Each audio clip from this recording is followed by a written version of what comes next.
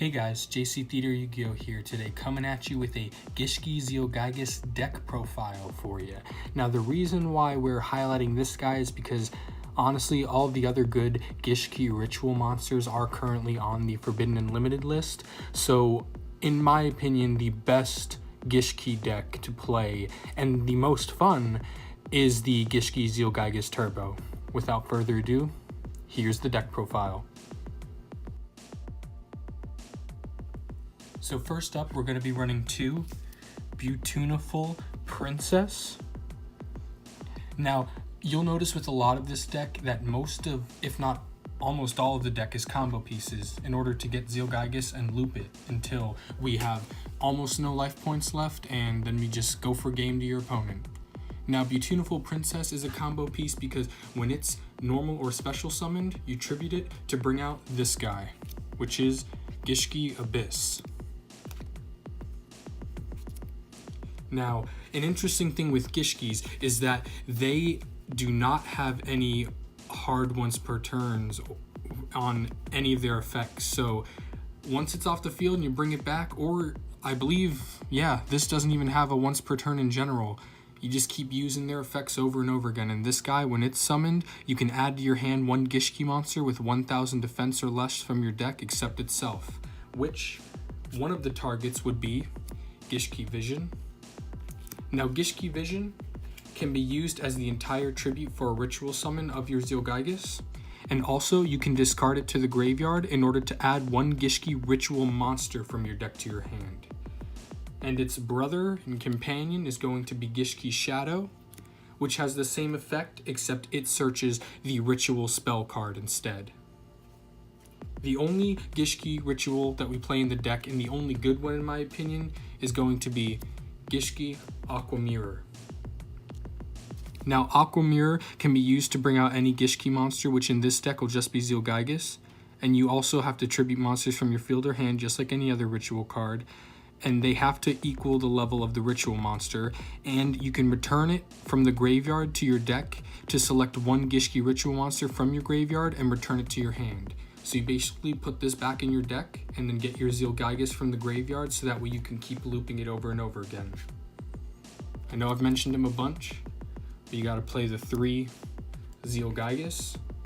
So what you wanna do is you wanna get the first one out on the field and use his effect, which is that once per turn you can pay 1000 life points and draw one card and reveal it, and if it was a Gishki monster, shuffle one card from the field into the deck.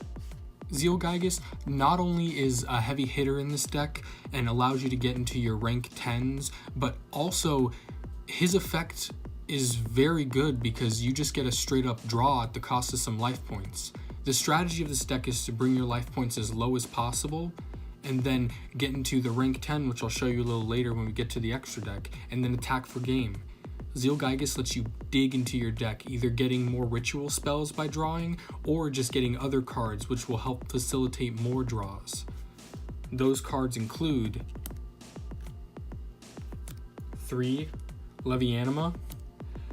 Now the only reason we play this card is because it is searchable being a Gishki ritual, and it's also a level 8 water monster. And that's also why we play Soul Ogre.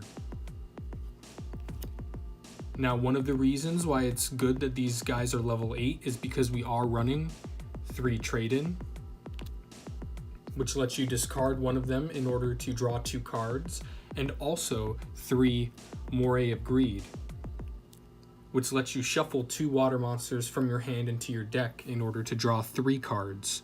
Now, these definitely help just get to your Zealgaigus.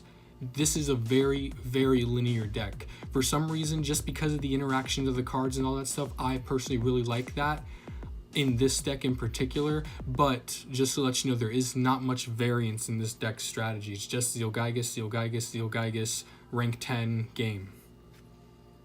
Final draw engine's going to be 1 Upstart Goblin, and then for some recurrence, we're going to get Salvage, since both are searches, which are for the ritual spell as well as the ritual monster, just get discarded into the graveyard, and then you can just salvage them right back and then use their effects again. 1 1-for-1, in order to bring out Beautiful Princess, which we saw earlier, and then Beautiful Princess will bring out Gishki Abyss, and so then he can search for Zealgygus. Finally, 2, Fulfillment of the Contract, which lets you pay 800 life points and you can special summon one of your Zealgyguses from the graveyard. The thing with that is it must first be special summoned properly, like ritual summoned properly from the hand, and then once it gets tributed for another Zealgygus and that one on the field gets sent to the graveyard, you can revive it with this. Since Zealgygus pays 1,000 life points over and over and over again, you'll end up getting down to 1,000 life points and not being able to use its effect again. You can use this somewhere along the line in order to get down to 200 life points, which will help you in your endgame goal. Now, I did say last but not least, but there are actually 4 more cards that I saw teched into this deck before and I absolutely loved. I believe these cards are not the heart and soul of the deck really, but definitely add an extra oomph, but it does sadly incorporate one single brick into this deck. And that is going to be 3 Gateway of Chaos, as well as the 1 Blackluster Soldier. Let me just start off by saying the Blackluster Soldier is the best target for Gateway to Chaos because it is level 8, so we can at least use it with trade-in if we do happen to draw it. Sadly, if we draw it, that makes the 3 Gateway to Chaoses obsolete. Now, when you activate them, you get to add the Blackluster Soldier to your hand, and each time a monster card is sent from your hand or field to the graveyard, which there will be a lot of, you can place 1 spell counter on Gateway to Chaos for each of those cards, and you can add a total max of 6 spell counters to this card by this effect. Once per turn, you can remove from play 3 spell counters from this card and add 1 ritual spell card from your deck to your hand. The reason why this is good is because, if you may not have noticed, the Aqua Mirror shuffles itself back into the deck. And we do have 3 cards that can search it, being the Gishki Shadow. But the issue is sometimes we run out of Gishki Shadows or something like that. So what we do is this is just a way to get that Aqua Mirror to again facilitate the Zealgygus looping. Now, onto the extra deck. For my extra deck, I'm only going to be showcasing 5 cards. You can run multiples of some of these depending, but ultimately, like I said, this deck is very, very linear. You just want to do the Zealgygus loop over and over again, and then just get this guy out, which is number 35, Ravenous Tarantula. He requires 2 level 10 monsters, which will be your 2 Zealgygus, and then all monsters you control gain attack and defense equal to the difference between your life points and your opponent's. That's all that matters on this guy, because what that means is that the 3rd Zealgygus on your field, as well as any other monsters, including this card itself, will gain up to 7,800 attack, and you just attack over 2 attack position monsters your opponent controls, and you basically have game. It's that simple. The reason why I like this deck is, honestly, the ending with this guy is kind of anticlimactic, but the way to get there with all the cool artwork Gishki monsters and all that stuff, and just like the way they interact all the cards in the deck, it's fun to get there, but this is your ultimate end goal. Some other side options which I would recommend highly to put in the extra deck is Herald of Pure Light, which lets you detach an Xyz material, then target 1 monster in your graveyard and add it to your hand. We do have some level 2s in the deck, so that's why this is played. And then once you add that card to your hand, you have to add 1 card from your deck, from your hand back into the deck. So that's a little bit of a drawback, but honestly, if it facilitates more plays, that's all you need.